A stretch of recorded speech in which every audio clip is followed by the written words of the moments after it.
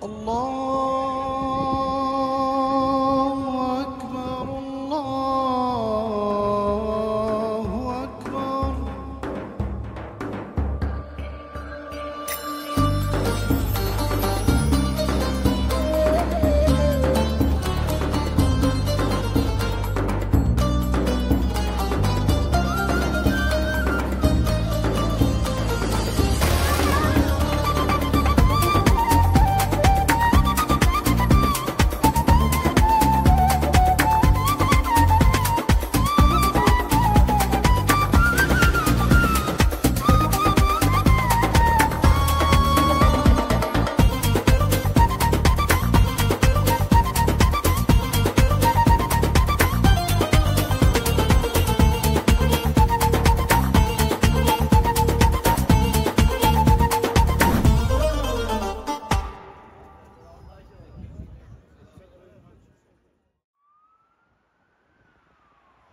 君士坦丁堡城墙外，伊斯坦布尔城区西北有一处游客很少探访，却提前几个世纪预言了东罗马帝国命运的所在。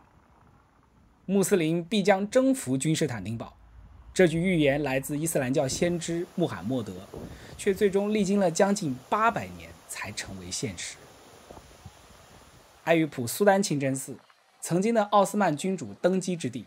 每一位苏丹都要在这里举行加冕典礼。从托普卡坡皇宫出发，乘船经过金角湾，来到这里接受奥斯曼之剑，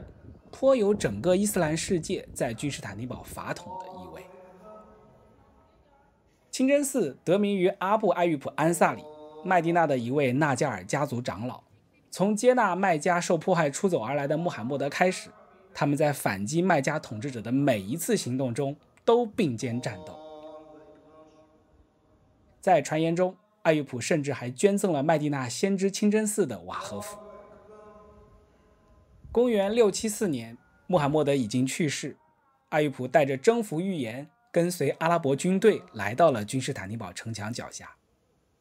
此前的40年，阿拉伯人在叙利亚、巴勒斯坦和埃及势如破竹，海军也在地中海战果累累，这让他们对攻下永恒之城志在必得。然而拿下君士坦丁堡对每一支军队来说都是地狱难度。第一次见识君士坦丁堡城墙，就让阿拉伯人遭受了当头一棒。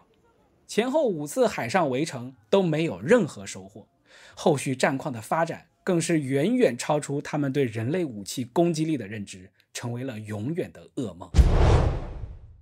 东罗马帝国使出了一样神秘武器——海洋之火。仅仅用带喷枪的小艇在海上游弋攻击，就让阿拉伯人装备精良的攻城舰船烧成一片，根本来不及补救和还击，就几乎全军覆没。硕果仅存的船只在往南撤退时，还在安塔利亚遇到了风暴，此后30年都再也组织不起进攻君士坦丁堡的力量。与此同时，身经百战、已经90多岁高龄的艾育普还在色雷斯积极响应阿拉伯舰队的海上行动，但最终大限来临，倒在了君士坦丁堡的城墙之外，再也没有醒来。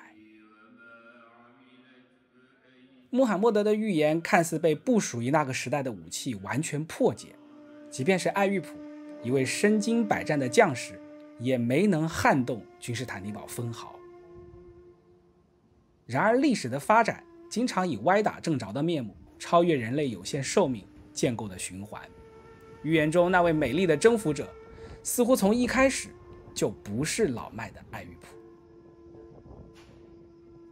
700多年的时间跨度实在太久，在接下来的岁月里，包括阿拉伯人自己、罗斯人、塞尔柱人一次次兵临君士坦丁堡城下，又都铩羽而归。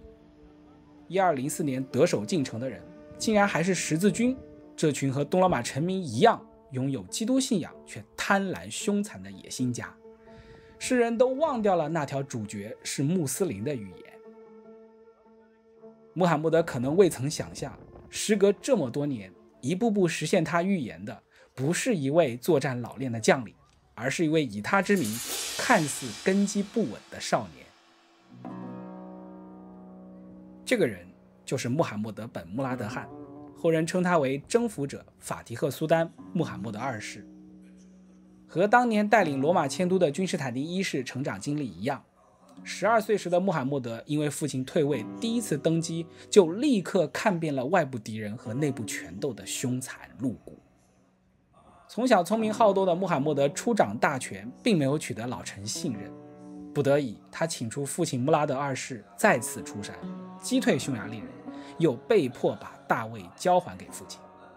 这次大起大落，让他对欧洲历史和古希腊哲学重新燃起浓厚兴趣。当然，更重要的是，他在等待最终时机的来临。5年之后，穆拉德二世去世，穆罕默德终于可以毫无顾忌地施展抱负。此时，东罗马帝国的统治者并没有把不到20岁的他看在眼里。年过不惑的君士坦丁11世甚至主动出击，扬言要把奥斯曼皇族人质放虎归山，煽动内战。穆罕默德在此时终于下定决心，拿下君士坦丁堡，刻不容缓。他打算在博斯普鲁斯海峡西侧新建一座堡垒，彻底掐断东罗马帝国来自黑海的外援。对此，君士坦丁11世坐立难安，还派出使者通知这事需要得到他的许可，被穆罕默德严词回绝。1452年6月，穆罕默德不但再次拒绝要求，甚至直接处死了使者。这意味着战争到了一触即发的时刻。2个月之后，茹梅利堡垒竣工，它和安纳托利亚堡垒一东一西隔岸呼应，海峡控制权完全落入奥斯曼人手中。任何通过船只必须缴纳通行费，否则就会被炮火攻击。曾经有威尼斯商船试图挑战规则，结果被直接击沉，逃生的船员被全部处以极刑，船长还被枭首示众。面对事态恶化，君士坦丁11世像他的祖辈一样，焦急地向西方教会和意大利城邦求助，但最后得到的只有热那亚派出的700名士兵和威尼斯人的几艘舰船而已。相较于奥斯曼上10万人的军队规模，杯水车薪。1453年4月2日，穆罕默德向东罗马帝国发出最后通牒，但君士坦丁11世拒绝投降，决战即将登场。战事前期，金角湾上罗马人的封锁铁链、坚固的城墙，加上马尔马拉海强劲的西南风，让局面对奥斯曼人来说一时难以突破。穆罕默德想出了一个奇袭计策，在陆地上转移海军力量。加拿大突然出现了用涂上橄榄油的原木建成的船槽，从海峡一直延伸到金角湾。在夜色和炮火的掩护下，72艘战舰奇迹般地跨过陡峭的山坡，杀进了罗马人的后方。尽管抵抗依然顽强，但围城导致的饥荒开始撼动东罗马帝国最后的防线。教皇允诺的增援始终没有到来，面对10倍有余的兵力差距，君士坦丁11世失望痛哭，他和罗马帝国的丧钟即将敲响。奥斯曼人分3波进行了最后的总攻，君士坦丁11世脱下紫袍，提起佩剑，投入巷战厮杀，最后不知所踪。传闻天使将他化作了金门下的一块大理石。按照伊斯兰传统，只要城池被刀剑征服，就可以任意劫掠。在总攻之前，穆罕默德曾经许诺有3天时间进行掠夺。时隔249年，这座伟大城市似乎要再一次万劫不复。1453年5月29日下午，穆罕默德从罗曼努斯门进城，第一件事就是前往阿亚索菲亚。他把门前的泥土撒在了自己的头巾上。当他走进大殿，看到奥斯曼士兵正在野蛮地撬走祭坛旁的大理石时，立刻挥剑将其击倒在地，更违背之前的承诺，下令全城的洗劫必须立即停止，任何不服从命令的人都会被处决。他还向聚集在大殿里避难的基督徒保证，生活会依旧如常，但阿亚索菲亚需要立刻撤去钟灵、祭坛、圣帐，从大教堂改成清真寺。原来的主人不得不放弃这处天堂在人间的千年圣地。东罗马正教会的圣座几经辗转搬到了圣乔治教堂，直到今天，这里依然坚持千百年来的典仪传统，氛围静谧而神圣。正教会为何能继续在庞大的穆斯林帝国中传承东罗马信仰500多年？除了穆罕默德本人的多元文化思维影响了奥斯曼贵族，他拍板的一项治理习惯意义更加深远。米利特意思是宗教团体，在奥斯曼帝国，它代表拥有高度自治权力的宗教群体，首领直接向苏丹负责，可以制定专属法律，拥有专属法庭，征收专属税项。正教会便是穆罕默德本人背书的第一个米利特。不光从地位和制度上认可基督教，穆罕默德还从威尼斯请来了文艺复兴时期最重要的艺术家之一詹蒂莱·贝利尼，为君士坦丁堡的基督教场所制作壁画。不时出现在教堂中的他，甚至传出了将要皈依基督教的谣言。除了保留基督教的官方角色外，穆罕默德不止一次宣告，他不是罗马帝国的替代者，而是延续者，甚至还用上了罗马人的凯撒这个称号。1453年之后的君士坦丁堡依然是君士坦丁之城。除了给予正教会一席之地，和东罗马帝国举语不断的西方教会也被穆罕默德二世留了下来。与罗马城里的教皇过从甚密的方济各会在加拉达站稳了脚跟，历经5次重建的圣玛丽德雷伯教堂直到今日都还每天使用意大利语举行礼拜。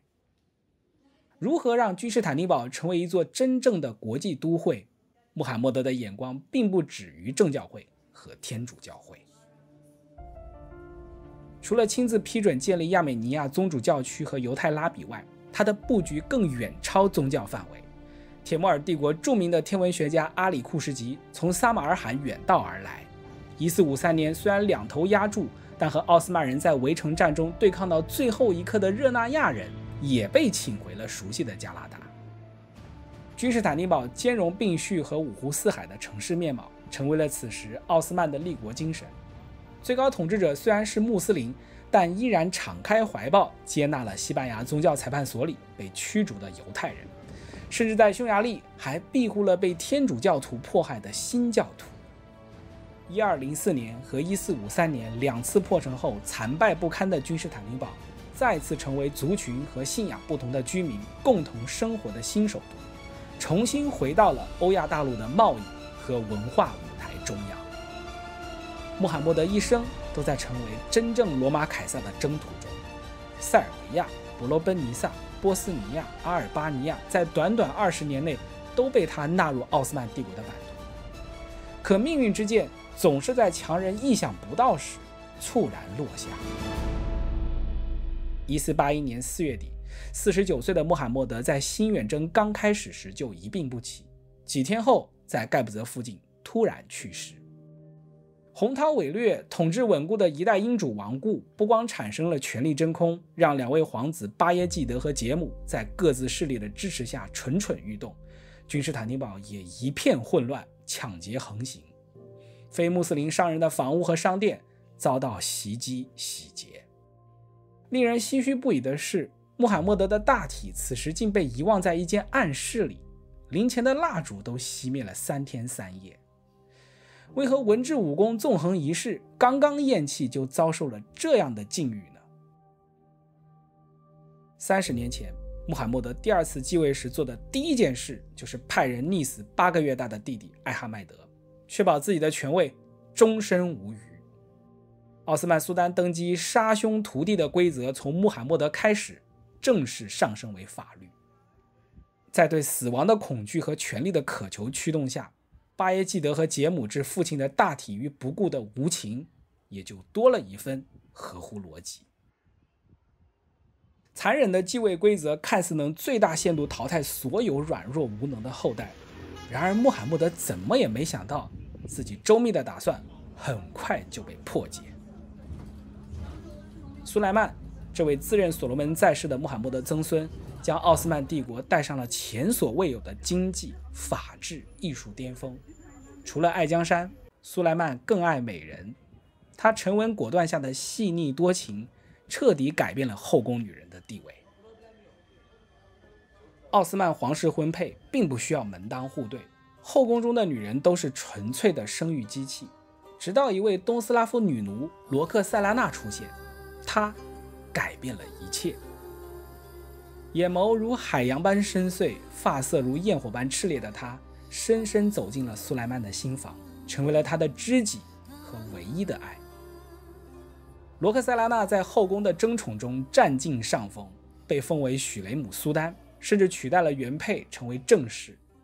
但面对杀兄屠弟的弑亲法，他知道母贵不一定子贵。为了避免3个儿子遭受厄运，必须牢牢控制住前朝的丈夫。他怂恿苏莱曼杀掉了20多年的心腹大维齐尔·易卜拉欣，后来又安插女婿鲁斯坦坐上了这个位置。他还要除掉一个最大的障碍，那就是深受爱戴的废后之子穆斯塔法。在年老的苏丹离开皇宫前往和波斯作战的前线时，鲁斯坦散播了穆斯塔法打算背叛父亲夺取苏丹之位的谣言。苏莱曼被传闻激怒，强令下人把大儿子勒死。再也没有障碍阻挡在罗克塞拉娜面前，千辛万苦，他终于实现了夙愿，将来登上大位的只会是自己的儿子。可精密的布局再费尽心机，也扛不住儿子的不成器。赛利姆2世肥胖懒惰，对领军作战毫无兴趣，只会喝酒放荡，不理朝政。登基仅仅8年，赛利姆就醉倒摔死在了澡堂的大理石地板上。这仿佛是整个帝国不祥的预兆。奥斯曼苏丹疏于理政的苗头在悄悄抬头，越来越多的统治者沉迷于莺歌燕舞，饮酒作乐，君士坦丁堡的发展陷入停滞，危机不断加深。和罗马帝国一样的结局似乎要再次降临到奥斯曼人的头上。